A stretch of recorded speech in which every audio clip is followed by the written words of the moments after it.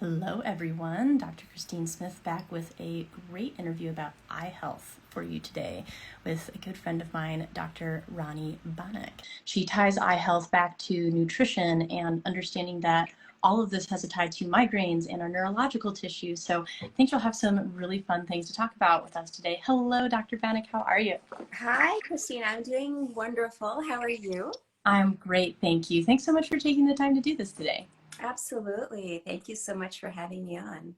Absolutely. So I was just kind of telling everyone a little bit about you, and I know you're double board certified and you're an ophthalmologist, which is different than an optometrist. So maybe you could tell people a little bit just about kind of what makes that unique. And then I know you in particular are kind of a neuro-ophthalmologist and specialize with migraines and working with gut health around that. So yeah, how did you fall in love with this niche?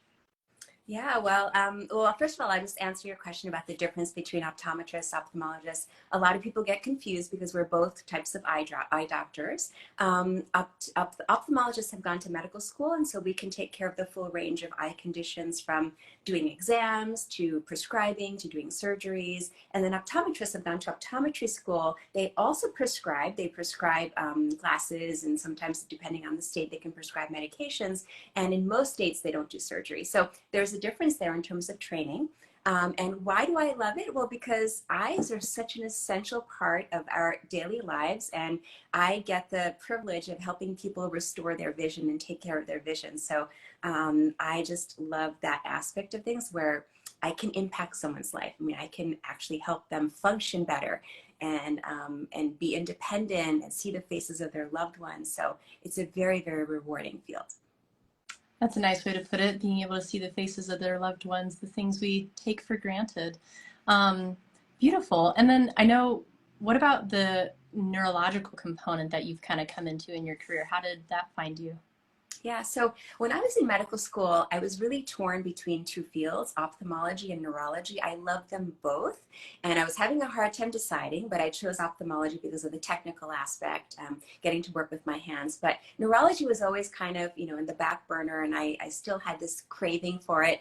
And so when it came time to specialize, there are different fields of subspecialty in ophthalmology. Some people follow retina or cornea or glaucoma, but I was like, you know what? I just love the brain so much and all the pathways. I am going to do a fellowship in neuro-ophthalmology. So I did extra training after my residency. And as a neuro-ophthalmologist, I basically take care of all the connections between our eyes and our brain. And a lot of conditions can affect that connection there. So for example, if someone's had a concussion, if someone's had a stroke, it affects their vision. If they have an autoimmune condition like multiple sclerosis, it can affect their vision. So there's a lot of crossover between neurologic issues, vision issues, and also general health issues like diabetes, high blood pressure. They can cause neurologic problems that then can affect vision. So it's really a way to kind of think of our visual system more holistically. It's not just a single organ in isolation. It's really like we have to think about it as a whole with the brain and the rest of the body, that all those connections.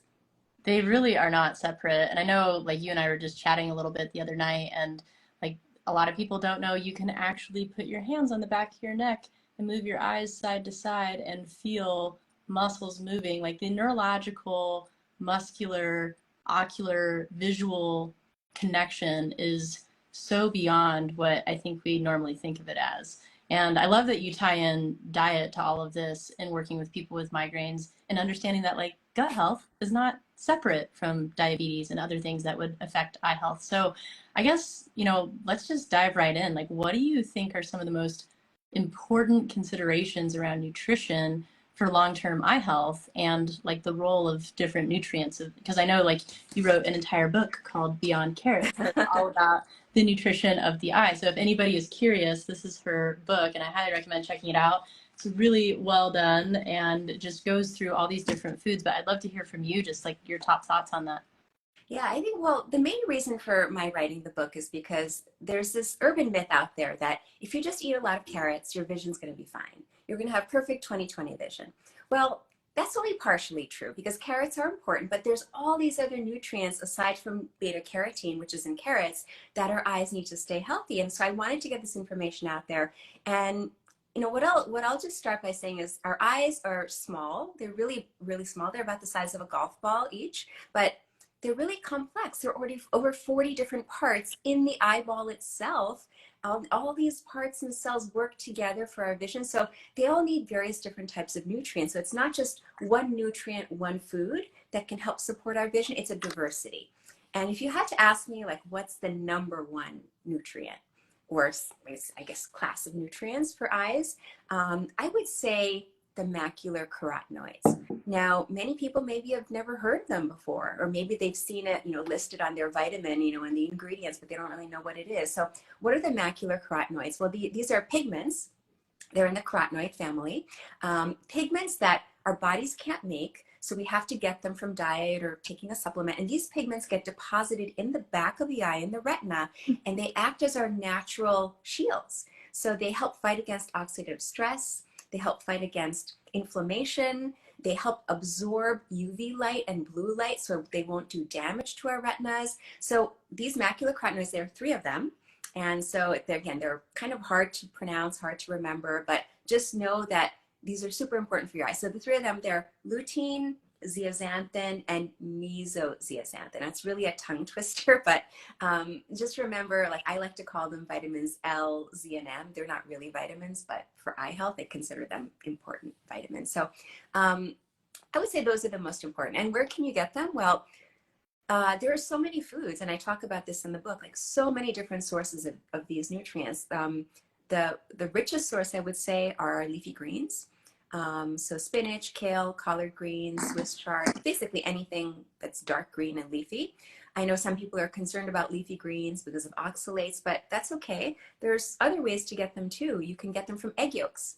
That beautiful orange yellow color of the egg yolk is because of lutein and zeaxanthin. These are yellow pigmented molecules, and so you can get them from egg yolks, basically anything yellow or orange. So if you think about other foods that are yellow or orange, yellow peppers, bell peppers, orange bell peppers, corn, again, non-GMO corn, but and then spices.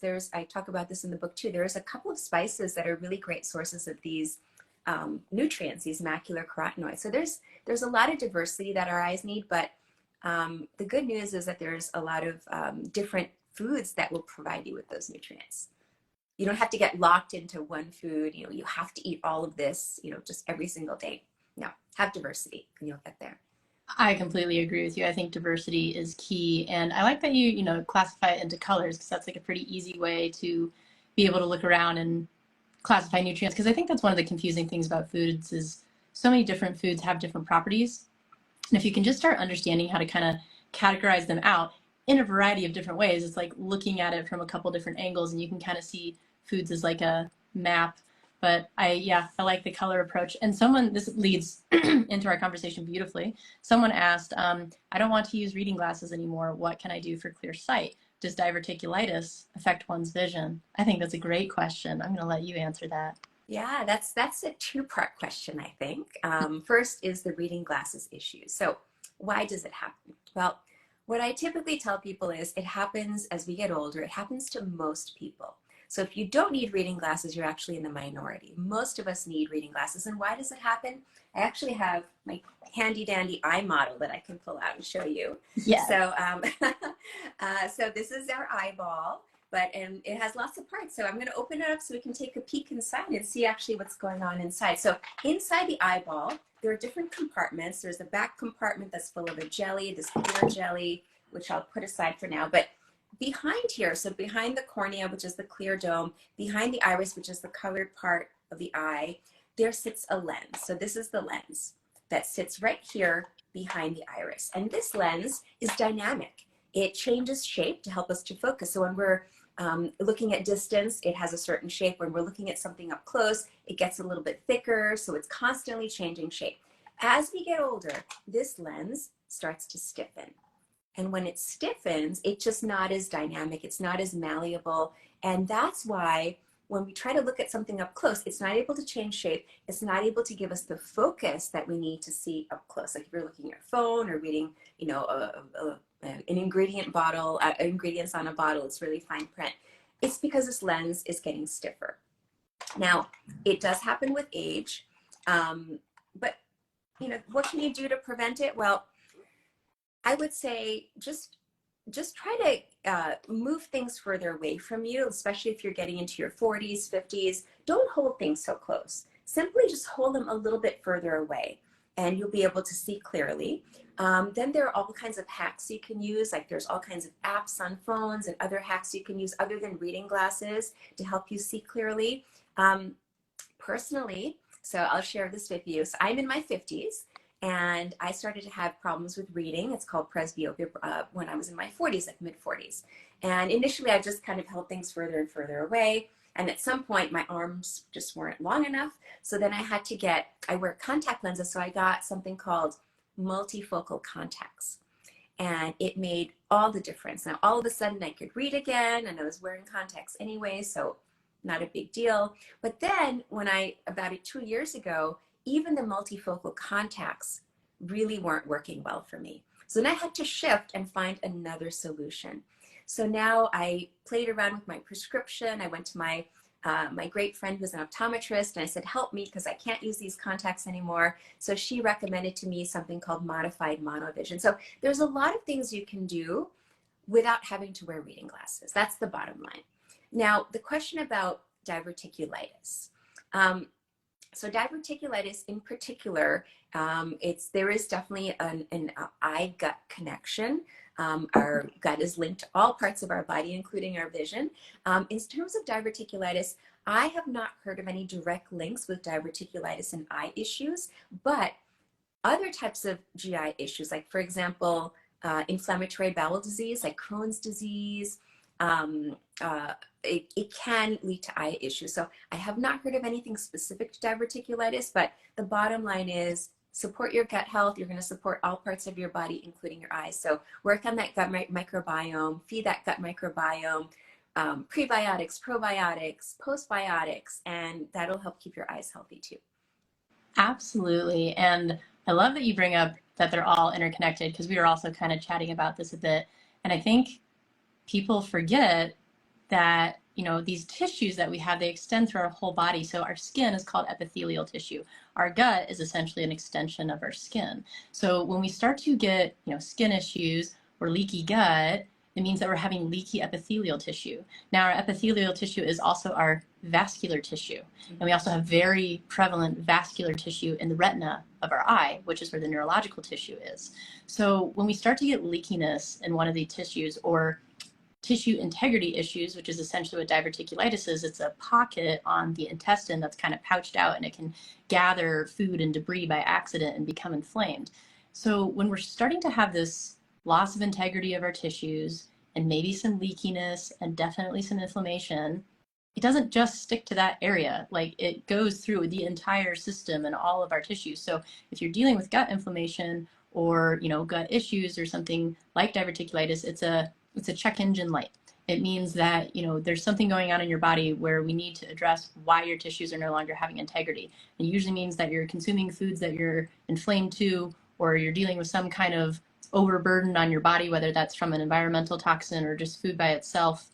And if you can shift the diet and really work on the lifestyle, that's the functional medicine approach to working on these things, is working on the natural integrity of the body to help it perform optimally. And I know that's why you're a huge fan of regular eye exams, because they can be this huge window into so many other things. So I'd love if you could touch on that a little bit too. Yeah, I mean, many people say the eyes are a window to the soul. They're really a window to your overall health. And I actually counted this a couple of weeks ago. There are over 200 medical conditions that your eye doctor can diagnose through an eye exam. So again, it doesn't matter if it's your optometrist, your ophthalmologist. If you go get an annual eye checkup, they're going to dilate your eyes. They put the drops and they make your pupils big. I know a lot of people don't enjoy that part, but it is important for your health, because I can't even tell you countless numbers of patients I've diagnosed with diabetes based off of their eye exam, or high blood pressure, sometimes autoimmune disease like lupus or rheumatoid arthritis based on their eye exam. So it is really, really important. It's almost like the forgotten annual checkup. We all, like you said, we get our annual health, maybe a colonoscopy, we go see the dentist twice a year, but we don't all go to the eye doctor, and we really should. So I think it's really important for people to recognize that should be a part of your health maintenance, and get that dilation, because I know a lot of people want to skip it, but it's not a good idea to skip it, because there are even, I don't want to scare anybody, but there are even cancers that can be diagnosed based off of a retina exam. So it's really super important to be proactive and get that done. Absolutely. And, you know, eye exams were a part of my schooling, and it's like there's definitely an art to it. And there's so many different subtle things to look for. I'd love if you could just, and I think this might motivate people, you know, to consider what is being looked at when they get an eye exam. Can you tell people a little bit about like what you look for and the changes that you see? Yeah, let's talk about, you were talking earlier about leaky gut. Let's talk Yeah. about something called leaky eye.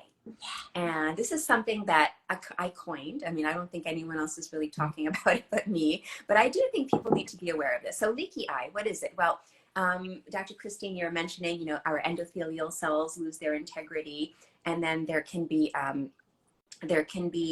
uh, products that leak out of blood vessels into tissues that they shouldn't be in. So for example, in leaky eye, because of loss of capillary endothelial integrity in the retinal vessels, there can be leakage of blood, fluid, proteins, lipids into the retina or underneath the retina.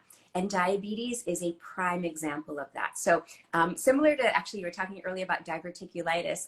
So what happens with diabetic retinopathy is initially there are these little outpouchings because of loss of endothelial function. There are little outpouchings within retinal vessels. So we call them microaneurysms, even though they're not brain aneurysms, they're eye aneurysms on a really microscopic scale. But we can see these little outpouchings. And then those outpouchings then lead to this leakiness. So again, diabetes, we look for those little outpouchings, we look for those microaneurysms, we also look for any hemorrhages that we can see in the retina that may lead us to something like high blood pressure. Maybe sometimes we can even see plaques in the back of the eye, like let's say somebody has carotid disease, they have plaques, high cholesterol, inflammatory plaques in their carotid vessels. It can actually flick off and travel into the eye, and we can see those little flecks of cholesterol and inflammatory kind of lipids in the back of the eye.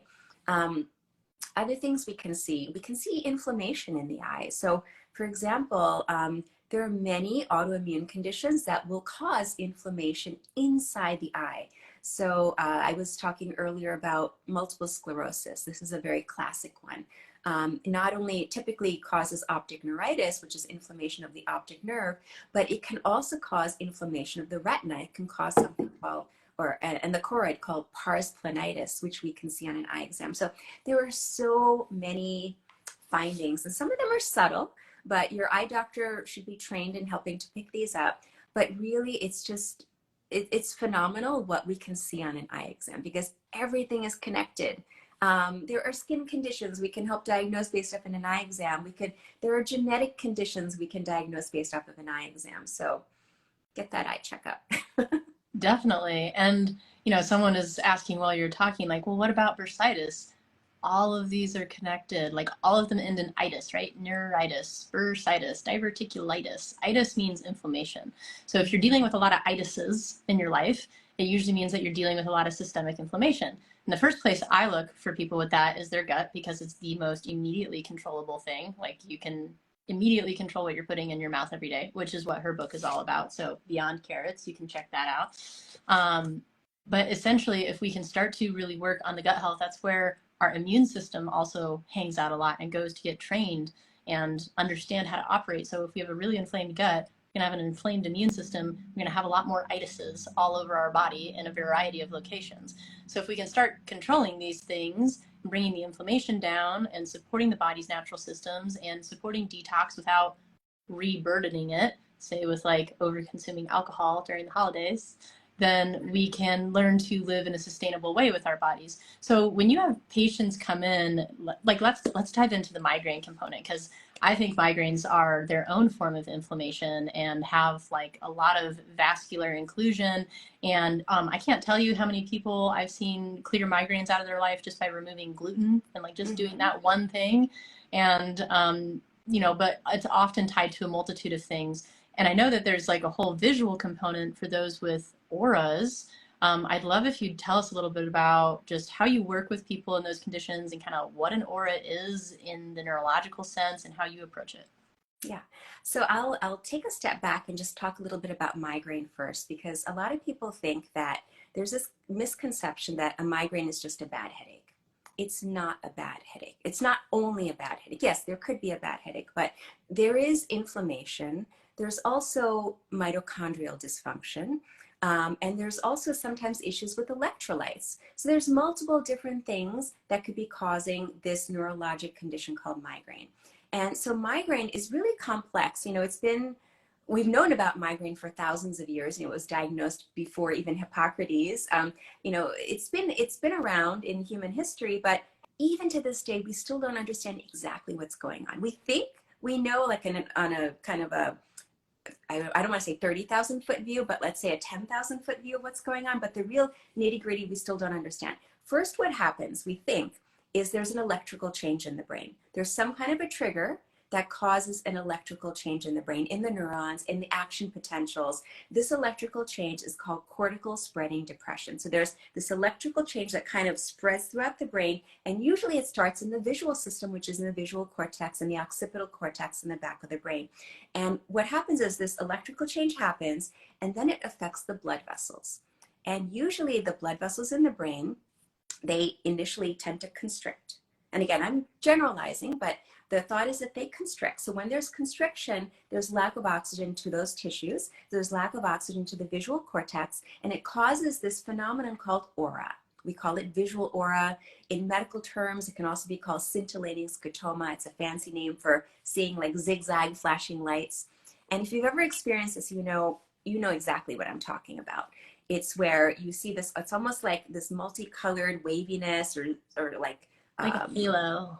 halos. Almost, some people even describe it like a kaleidoscope, like they're looking through like geometric shapes that are moving and changing and colorful. So those are the typical types of symptoms of aura, and it's because there's been an electrical change in the brain that caused a blood vessel change, this constriction of blood vessels that caused lack of oxygen to the visual cortex. Now, what happens is there's a sequence of events. So initially, there's lack of oxygen, and then eventually those vessels open up. So they may be constricted early, and then they eventually open up, and then they typically dilate. And it's when they dilate that people then get the headache. So the aura comes first, and then the headache. The aura usually can last anywhere from 5 minutes up to like 30 minutes. Some people have it a little bit longer, like up to 45 minutes. If it's over 60 minutes, definitely get that checked out, because that's not a normal duration. Like it's usually on the shorter end, like half an hour or less. But basically the aura passes, then the headache starts because those blood vessels have dilated. And again, migraine is multifactorial. I mentioned, mitochondrial deficiencies, nutrient deficiencies, which I didn't mention, but I should add here, electrolyte disturbances, inflammation. So it's a combination of all of these things that causes this symptom that we call a migraine attack. But beyond just the visual, beyond the headache component, I think it's also really important to point out that there are so many other symptoms of migraine. Some things that you may not even think about connecting to migraine. So gut issues are major. So people will oftentimes have nausea, vomiting, bloating, constipation, or loose stools. It could go either way. A lot of people have gut issues because a lot of our neurotransmitters are in the gut. And so migraine, there's also issues with neurotransmitters, serotonin, dopamine. So, and especially when you think about migraine in younger people, children, for example, that tend to have more gastrointestinal symptoms than headache symptoms. So if let's say you're a parent and your child keeps having nausea or vomiting, think, could it be really migraine? And talk to your doctor or your pediatrician about it. Could it be migraine? Other symptoms of migraine, beyond, again, the typical symptoms that we all hear about: light sensitivity, sound sensitivity, dizziness, vertigo, brain fog. These are all possible symptoms of migraine because, again, it's not just a headache, it's an electrical neurovascular disorder. So it's really complex. It really is. And I like that you describe it as an electrical neurovascular component because, you know, electrical, that's going to be coming from our brain. And so it's about the signals that your brain is sending, as well as how your chemistry is flowing in your blood, and then how those nerve signals are affecting the dilation of your blood vessels and how your body can manage that, which is affected by things like over sugar consumption and hardening of the vessels. And, you know, people make cholesterol into a bad guy, but I don't actually think it's as much of a bad guy as people think of. I actually like to watch homocysteine, which tells us about how your B vitamins are being processed, which is a huge component of your mitochondrial function, and about your cardiovascular strain. So there's so many different lab markers that you can look at outside of just the traditional ones, just to consider these things. And I think the amount of evidence that there is for migraines disappearing when people just really make a diet shift and understand what inflames their body is huge. So thank you. I'm so glad that you explained that, because I don't think everybody totally understands it. And this is why different medications and different approaches also work for different people. But first and foremost, please consider your diet. As Hippocrates said, food is medicine. So go for that first. Yeah, And so, and I'll add one more. You yeah. mentioned the B vitamins, which are really, really important for migraine. There are a couple of studies that show that riboflavin B2 can be used in terms of a really, really great solution for decreasing the frequency and severity of migraine. So the studies that were published, they use a really high dose of riboflavin, 400 milligrams. I'm not sure you necessarily need to go that high. I typically go 150 to 200 milligrams. The other nutrient that's really important to consider for migraine, and it's worth testing for, is magnesium.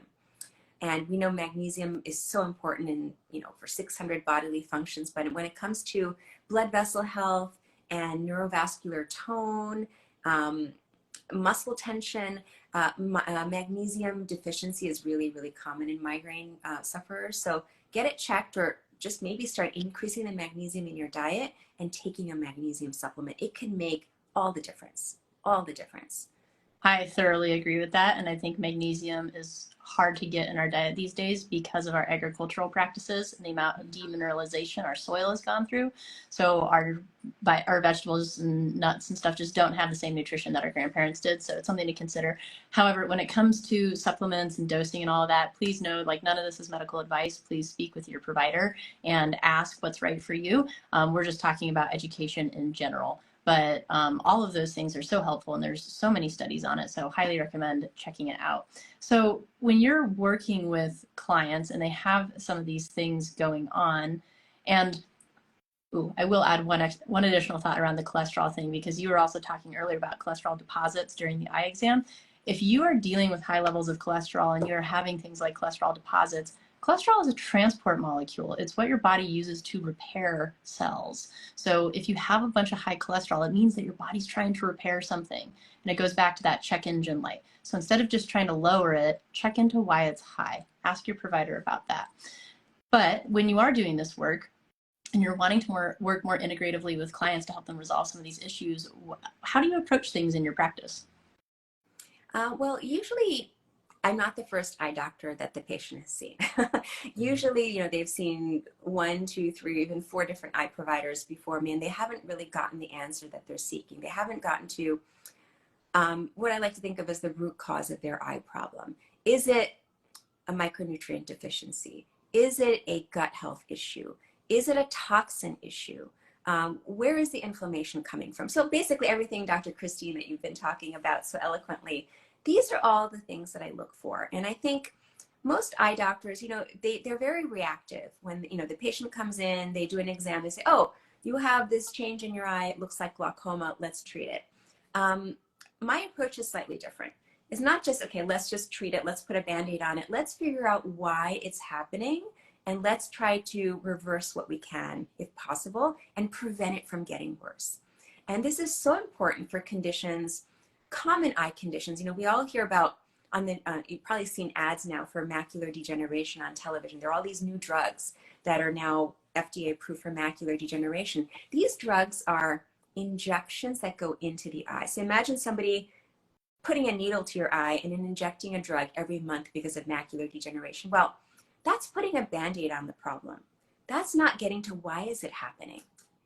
So what I do is I try to, work with the patient. Okay, what is your diet like? Where are your stressors coming from? Are you getting enough exercise and movement in your life? What are your toxin exposure sources? How can we modify that? How can we optimize your eye health? So that's the approach I tend to take. It's not just a reactionary approach. It really is a root cause preventative medicine approach. And again, patients seek me out because they don't want to just put a band-aid on the problem. It's not the solution. And so I really hope that I will be able to educate more of my colleagues in this, and in using this. It definitely takes more time, without a doubt. It's not a quick 10 or 15-minute visit with your eye doctor. When I sit down with my patients, it can take like 2 hours to do an intake. And I'm sure you're probably the same way as some of your complex patients. It takes a while. And there's a food intake that needs to be done, a health intake. Sometimes testing needs to be ordered aside from the typical tests we do in the office for our eyes. Looking at the optic nerve, looking at the retina. I do, in addition, blood testing. Sometimes I do stool testing. Sometimes I'll do genetic testing. So there's other things that need to be investigated when thinking about eye health from a functional medicine standpoint, getting to that root cause. Yes, I'm so glad that you said that. And for anybody wondering, this is what a functional medicine doctor is. So I like to think of it as your body is going to express in different ways, and different people have different Achilles heels. For you, maybe it's your eyes. For me, maybe it's my skin. For somebody else, maybe it's their gut. For somebody else, maybe it's their brain. So your body is going to talk to you from a variety of different angles. And then there's a bunch of different specialists in different fields. But a true functional medicine doctor, no matter what their specialty is, will bring you in for that Achilles heel that you're dealing with, and then still check the rest of the entire system, because we understand that nothing is separate. So great. There need to be more eye doctors like yourself. I'm so glad that you're doing this with people, because a lot of people don't realize, like, even a mold exposure can change your vision. There is a visual contrast sensitivity test that you can take to see if your body might be dealing with a mycotoxin exposure. So none of this is separate. It's all so interconnected. And I guess if there's like one thing you really wanted people to know that you just want to get out into the world, like, what would you tell them? Okay, this is my pet peeve when it comes to eye health. A lot of people will ask, should I be getting blue blocking glasses? I'm on the screen all day long. My eyes are tired. I'm light sensitive. Should I use those blue blockers? And what I tell them is, do you know that you have natural blue blockers inside your eye? So why don't you first try to support that, promote that, and then see how you feel. And so again, going back to those macular carotenoids, lutein, zeaxanthin, mesozeaxanthin, these are our natural sunglasses, our natural internal blue blockers. So increase your dietary intake, take a supplement. I think we all should be taking an eye health supplement that has these. I mean, actually, not only are they good for eye health, there's also a lot of work, research that's been published showing their benefits for cognitive health. So improving cognitive health, Because the improving eye is an attention. extension of your brain, let's say. Absolutely, yes, yes.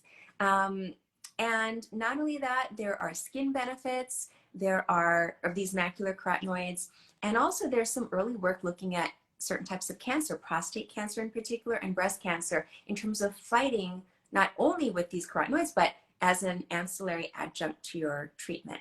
So there are a lot of benefits beyond just the eyes. So think about boosting your intake of lutein, zeaxanthin, mesozeaxanthin, and taking an eye health supplement. I would say that's the number one takeaway. The modern stressors that we put our eyes through, being on screens anywhere from 8 to 12 hours a day. We're all doing it, kids, adults alike. We can't live without our screens. So that's okay. It's not a bad thing. It helps us function. It helps us be more productive. It helps us connect like we're connecting right now. But you need to protect your eyes while you're doing all that. So don't forget about your vision. Be proactive, because you don't want to end up with a condition 20 years down the road that you may have been able to prevent if you just knew about it. Yes. And, when we think about the fact that our eyes are neurological tissue, and they truly are an extension of our brain, which is why they say, the eyes are the window to the soul, is it's like you're looking at someone's neurological system when you're looking them in the eye. That gives a whole new meaning to what happens when your eyes are beginning to deteriorate. And it can just tell you, again, it's that check engine light of like, check in with your body, make sure that you're supporting your neurological tissue correctly and that you're tracking down inflammation. And, you know, even our gut is kind of neurological tissue. It's your enteric Mm-hmm. nervous system. So all of them are not separate. Man, I love this talk. If people wanted to work with you or like learn more about you, where would you direct them? Yeah, they can contact me through my website, drronniebannock.com, or they can reach out to my office. They can give my office a call. And the number's on the website, but it's also 646-820-2074. I think those are the best ways. And then I do have a lot of free resources, a lot of guides other than the book. You can check me out on Instagram. In my bio, I have lots of links to free downloads. I just did a post about autoimmune disease in the eye, so I have a free download about that that hopefully you'll find helpful. Yeah, there's lots of ways to connect with me. I also have a supplement line if anyone's interested. I was talking about everyone should be taking an eye health supplement, so I take this myself. It's called Fortify. I don't know if you can see it, but it has it's curated for those macular carotenoids and a couple of other really important nutrients that are powerful, like astaxanthin and berry extracts and tocotrienol. So there's lots of ways to connect with me, and yeah, I look forward to connecting with some of you. Yeah, absolutely. Perfect. So yeah, if anyone wants to check her out, you can just click on her name, go to her Instagram or check out her website, and all of those resources will be there for you. And if we didn't cover anything that you guys want to know about, I'll be posting this, and just comment below and tell us like what you want to know more about. We can always do another one of these because that's why we do these. Like we're here, and it's just for you because we want you to have knowledge and feel empowered at home and learn about your body so that you can work with it instead of against it in, you know, this lifelong journey that you have together in this beautiful vehicle that is you. So any other last thoughts you want to share? I just want to say thank you, Dr. Christine. We met, just for people who are listening, we met a couple of years back at Mindshare, and I just love your energy. You're so positive, and you're just you're radiant with information, and you want to help others. And I really appreciate you and what you do for your community. So thank you. Oh, thank you. That means a lot. Yeah, I like doing this. And I think the question I get more than anything is, where do I find these people? And I'm like, well, I'm surrounded by them. So let me just bring them to a place where you can find them, because I know when you're looking, it's kind of like searching for a needle in a haystack. So if you're looking for an amazing ophthalmologist that's more functionally minded and integrative, definitely go reach out to Dr. Bannock. So thank you so much for taking the time to be here. And anyone watching, thank you for being here, and comment below, share this with people that you think it would be relevant for. So many people struggle with eye health. And I think, you know, even if you have that family member that's like a little bit grumpy about shifting their lifestyle, this would be a really easy way to kind of orient them in the right direction, because if they can improve their eye health, that's a pretty big motivator. So thank you so much. And I look forward to talking to you soon. Thank you. Take care. Have a great day.